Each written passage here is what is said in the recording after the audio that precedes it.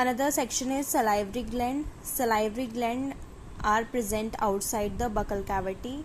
Human have 3 pairs of salivary gland, means there are total 6 glands present in buccal cavity of human. One half of the face or half of the skull have 3 glands, namely parotid, sublingual, and submaxillary, submandible. Now comes to the parotid gland. Parotid gland is the largest gland. Parotid gland is the largest gland. Parotid means beside ear. So the gland is present beside ear, nearby the nasal chamber. The secretion is enzyme and water. When we study in chapter tissue, then we come to know that there are 3 types of gland on the basis of secretion. So the glands which secrete enzyme and water are composed of the serous cells. So this parotid gland is also composed of serous cells. So the secretion of this parotid gland is enzyme and water. It is the largest gland. This is main point to remember. It is the largest gland and it opens through the Stenson's duct. This is Stenson duct and it opens through the Stenson duct into the vestibular region. Okay, this is our parotid gland. Another one is the submaxillary, and an important point, it contributes to total 25% of the salivary secretion. Another one is the submaxillary.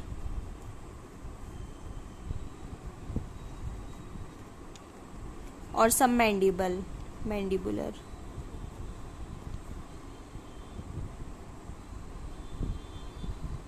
Submaxillary, submandibular, as the name suggests, these are present below the maxillary or mandibular bone. It is present here.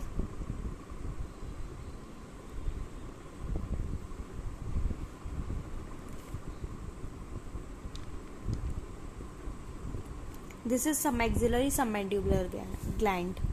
Submaxillary submandibular gland generally secrete mucus. Mucus helps in collection of the food particle and it accumulate it to form bolus.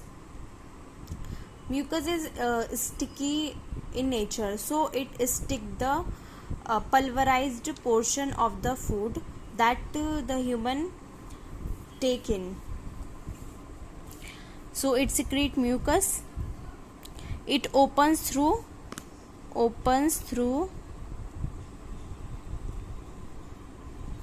Watson's duct.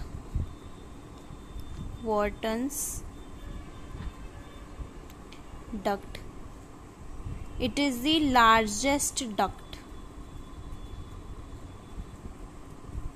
and it contribute total of the 70% of the salivary secretion, means it secrete maximum amount of the saliva. Submaxillary submandibular gland. Another one is the sublingual gland.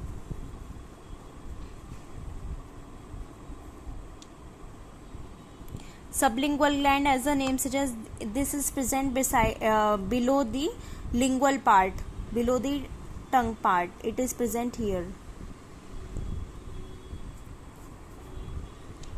It also secretes mucus, opens through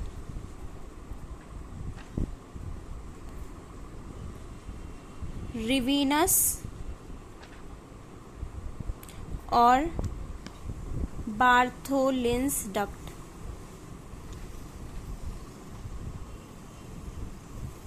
It contribute total 25%. It contribute total 5% of the salivary secretion. So these are some important point. And one thing It is the smallest gland. These are the important point about the salivary glands. That's it.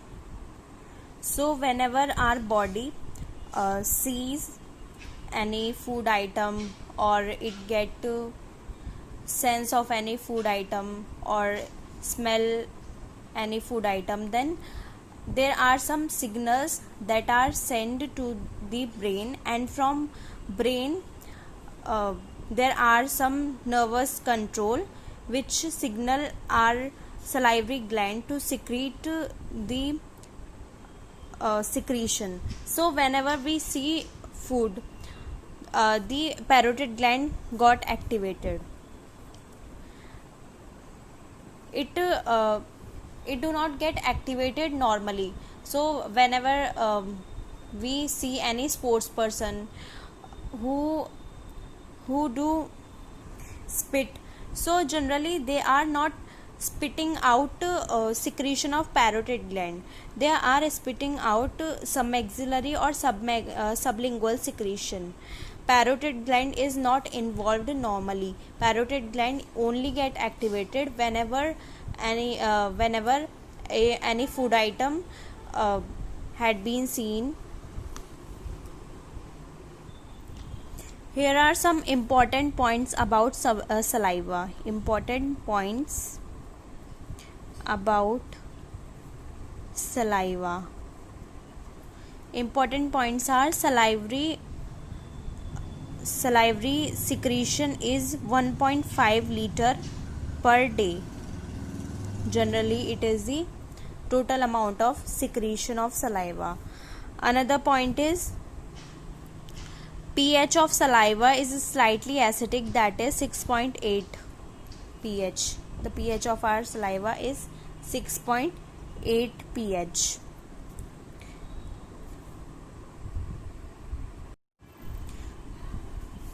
The things which are found in saliva is salivary amylase,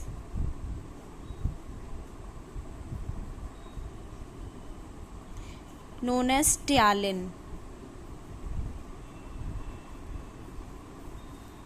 So this is the main salivary enzyme which is secreted by the parotid gland. Another thing is mucus.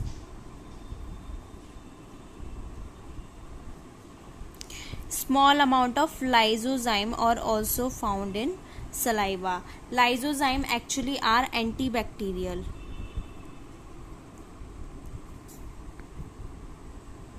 So whenever an unwanted pathogen comes to our mouth, this lysozyme destroy or distorted the or break down the outer cell wall which is made up of peptidoglycan, break that peptidoglycan cell wall, and so that the bacteria also become dead. So this lysozyme is also helpful for us, which is present in our salivary amylase. Some ions are also present in our saliva, for example sodium, potassium, chloride and bicarbonate. So this chloride ion is actually activating ion for our saliva. Small amount of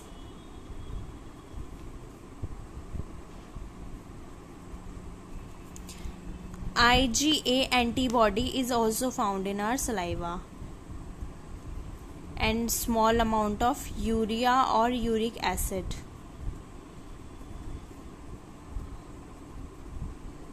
Some evidence of urea and uric acid are also found in our saliva and IgA antibodies. So these are the things which are found in our saliva. In the previous section we have learned about the tongue. We have learned about the tongue, the teeth which are part of the buccal cavity. We have learned about the salivary glands which are present outside the buccal cavity. Now we are going to see the upper portion of the buccal cavity. The upper portion of the buccal cavity is known as the palate. Upper portion is known as palate. Lower surface is covered by tongue. This here tongue is present. We have read about tongue. Here are the lips or the vestibular region, and the last part is known as the pharynx. This is known as the pharynx.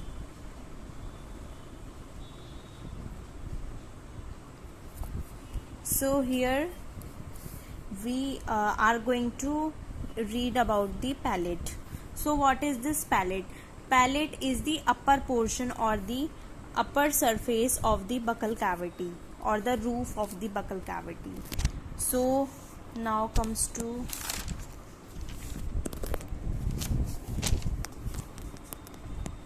we are going to study about the palate. So palate are generally of two types: hard palate and the soft palate.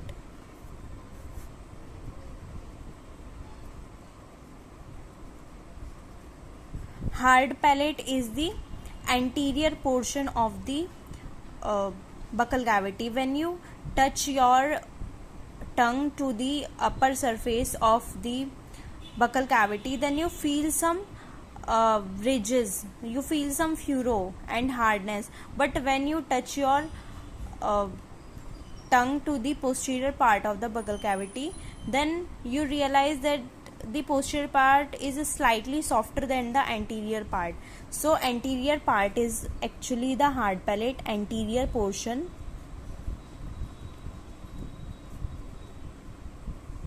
Of upper surface. Palate is actually the roof of buccal cavity, and tongue is the floor of the buccal cavity. Soft palate is the posterior part, posterior portion. Hard palate have some ridges over it.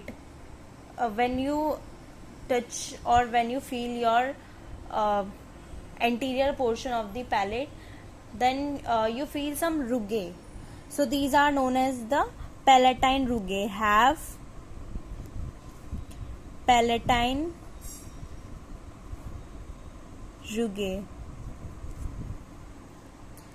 While soft palate do not have such rugae like substance, so it is slightly softer.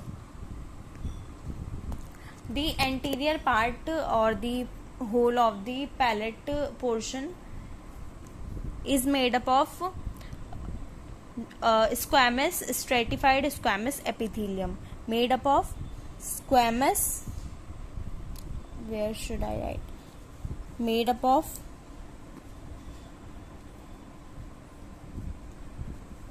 squamous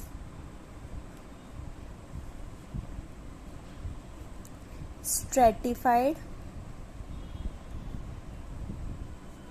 epithelium. These are the type of the epithelium. So this epithelium covers the surface of the palate, while the soft palate have some cartilaginous material. Have soft or cartilaginous material.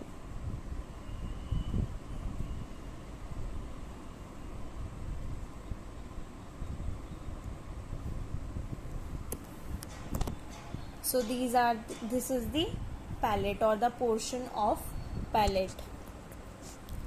The soft palate further extend posteriorly.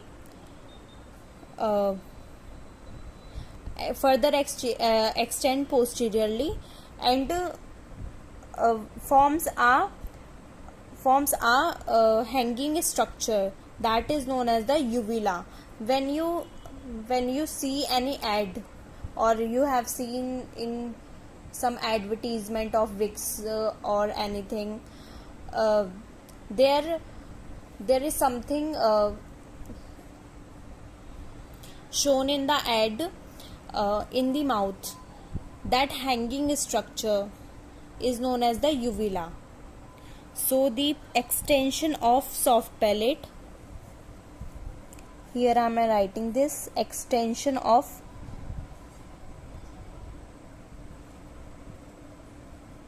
soft palate, it is posterior, so posteriorly it is going to extend. Extension of soft palate is known as uvula.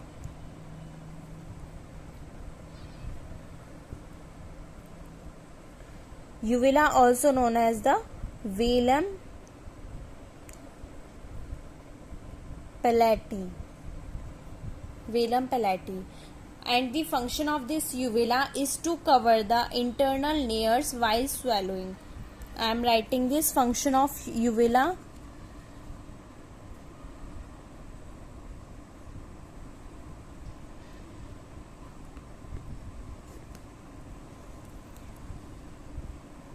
Covers internal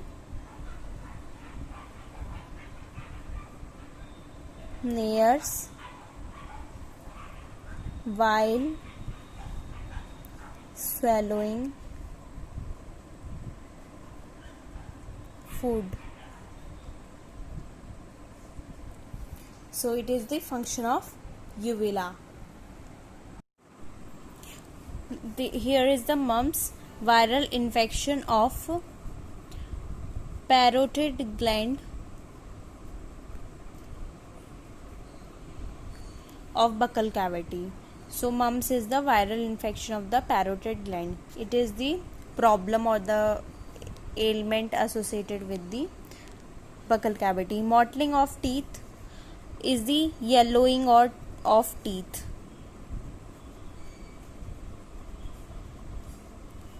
Which